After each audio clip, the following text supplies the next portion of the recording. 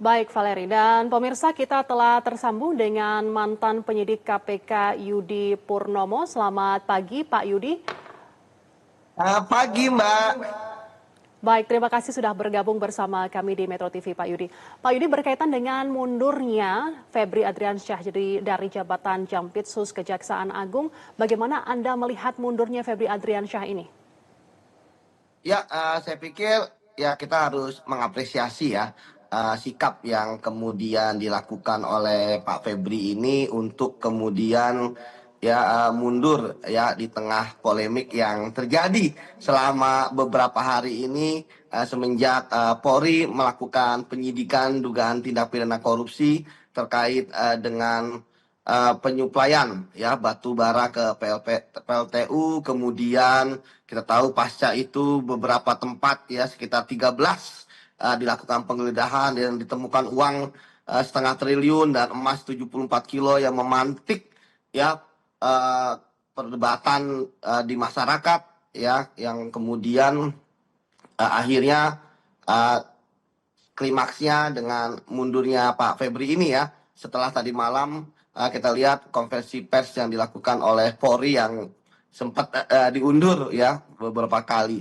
Artinya tentu hal ini akan membuka banyak hal ya, membuka banyak kesempatan untuk kemudian ya terjadi sinergi ya antara instansi penegak hukum ya, yaitu kepolisian, kejaksaan dan juga KPK terkait tindak lanjut ke depan.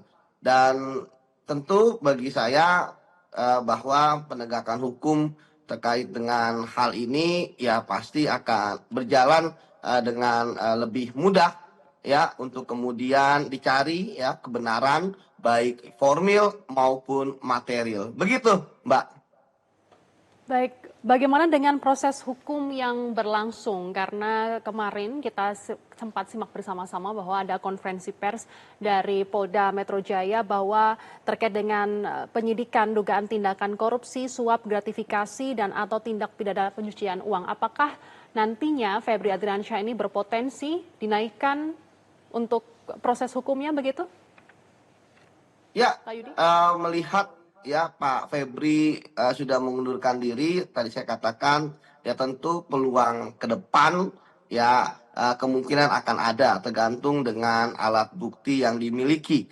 Nah, tadi saya katakan bahwa tentu dalam pemberantasan korupsi kan tidak bisa dilakukan sendirian.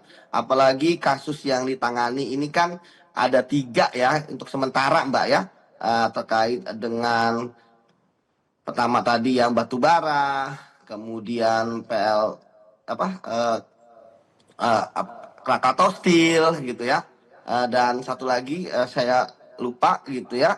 Artinya tentu ini membutuhkan sinergi ya di antara penegak hukum.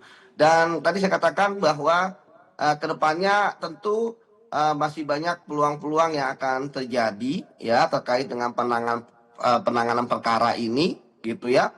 Apakah kemudian ya kepolisian akan menangani sendiri ya, apakah kemudian akan ditangani oleh KPK juga ikut gitu kan, ataupun ya kita tahu Kejaksaan Agung sudah sangat berpengalaman juga menangani kasus dugaan tindak pidana korupsi gitu ya, bahkan terhadap anggota mereka. Nah disinilah saya pikir akan terjadi gentleman agreement ya di antara para penegak hukum secara uh, secara baik gitu ya. Nah, bisa jadi nanti penanganannya akan ada supervisi misalnya kalau DKPK yang menangani, mungkin nanti ada juga joint investigation gitu ya. Artinya bagi saya apapun dilakukan secara prosedur hukum dan uh, ini bagi saya adalah suatu hal yang sangat positif bahwa sinergi antara penegak hukum artinya benar-benar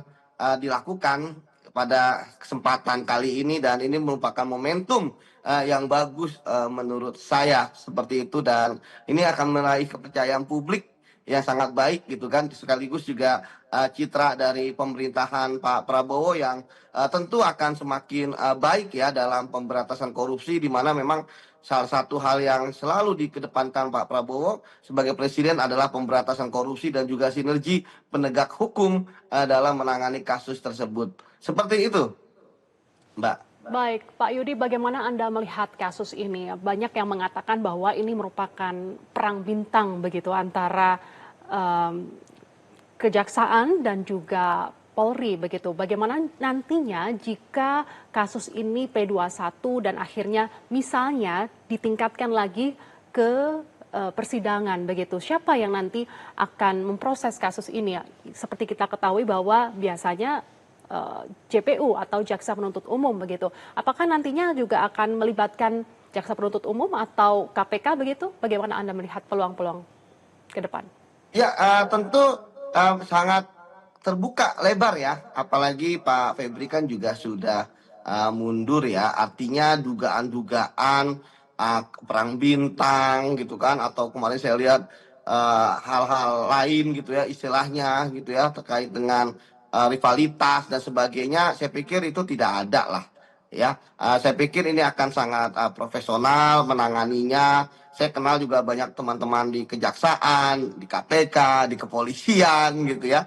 Pasti mereka akan melakukan segala hal ya untuk bersinergi ya demi menuntaskan kasus pemberantasan korupsi terutama dalam kasus ini. Jadi dan kita lihat suasana pun juga dalam konferensi pers kan juga tidak ada terlalu tegang ya kemarin gitu ya. Terus kemudian tadi bagaimana Bang Anang ya kan Kapus Penkum Kejaksaan juga pagi ini dengan cepat ya menyampaikan kepada publik ya pengunduran diri Pak Febri, artinya bagi saya ini adalah sinyal yang positif ya, di ruang terang saja sudah positif, apalagi di ruang yang tertutup gitu ya, istilahnya komunikasi-komunikasi secara informal dan lain sebagainya itu pasti dilakukan oleh teman-teman kepolisian, kejaksaan maupun KPK. Karena semua ini kan kita teman semua, Mbak, dalam penegakan hukum korupsi kan istilahnya mohon maaf orangnya ya itu aja gitu kan. Kita nangani kasus ini ketemu ini, kasus ini ketemu ini, koordinasi dengan ini. Jadi saya pikir teman-teman semua akan sangat kooperatif lah ya, mulai dari proses penyidikan ya mungkin nanti koordinasi dalam rangka penuntutan hingga nanti persidangan. Karena sekali yang pasti teman-teman lakukan kan ini semua kan demi merah putih ya, artinya demi upaya kita memberantas korupsi dan kita tentu pakai kacamata kuda ya. Yang dilihat adalah pembuktian, bukan siapa orangnya. Begitu, Mbak. Bagaimana Anda melihat terkait dengan kasus ini? Apakah Polri sangat berhati-hati untuk menangani kasus ini? Dan peluang ke depannya apakah tidak hanya Febri Adriansyah yang mungkin nanti akan diperiksa, tapi ada juga dari pihak kejaksaan yang lain begitu? Ya, tadi saya katakan bahwa bisa jadi ya kemungkinan-kemungkinan semua bisa terjadi ya pasca pengunduran Pak Febri ya mungkin kalkulasi-kalkulasi terkait dengan bagaimana proses penanganan itu kan bisa terjadi ya. Tadi saya katakan bisa jadi nanti kasus ini ya akan ada pelimpahan misalnya gitu kan ke kepolisian atau dari kepolisian ke kejaksaan ya ataupun KPK ataupun tetap di kepolisian semuanya bisa terjadi gitu ya. Artinya saya melihat sebenarnya hal yang positif ya dari proses penegakan hukum ini gitu. Itulah saya minta ya tentu masyarakat juga harus bersabar gitu ya terkait dengan kasus ini karena sekali lagi bagi saya ya tentu kita apresiasi sekali lagi pengunduran diri Pak Febri ya istilahnya tentu bisa banyak membuka ya komunikasi banyak bisa membuka bagaimana strategi penuntasan kasus ini gitu ya. Artinya saya pikir ketika Pak Febri mundur ini adalah keputusan beliau yang sangat baik. Artinya kalaupun nanti dilakukan pemeriksaan oleh kepolisian misalnya, kalau nanti tetap kepolisian yang menangani, ya saya pikir beliau pasti akan datang dan kooperatif. Beliau aja rela untuk mundur gitu kan dari jabatan Pitsusnya gitu ya, yang Pitsusnya seperti itu. Baik, terima kasih. Nanti akan kita nantikan bersama apakah mungkin ada tersangka baru dengan kasus yang saat ini ditangani oleh Polri. Terima kasih Pak Yudi Purnomo selaku mantan penyidik KPK. Jelajahi cara baru mendapatkan informasi. Download Metro TV Extend sekarang.